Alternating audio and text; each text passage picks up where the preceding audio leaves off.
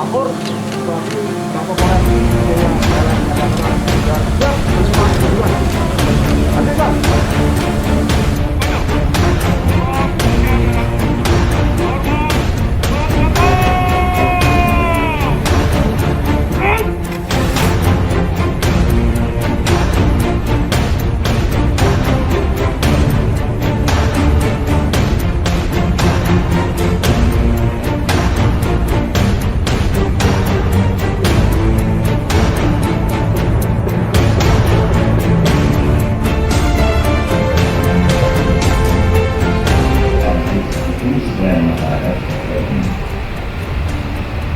Terus kepolisian sebagai salah satu fungsi pemerintah negara di bidang pemeliharaan keamanan ini juga sebagai penegak hukum dan memberikan perlindungan pengaman kepada masyarakat.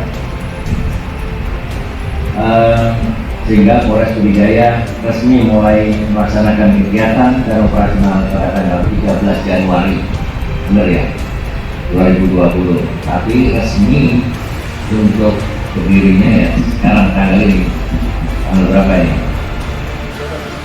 Akhirnya dengan mengucapkan Bismillahirrahmanirrahim pada hari ini, Senin tanggal 14 Maret tahun 2022 jam 11.30, WIB Mako Polres Pidijaya Polda Aceh secara resmi saya nyatakan siap digunakan.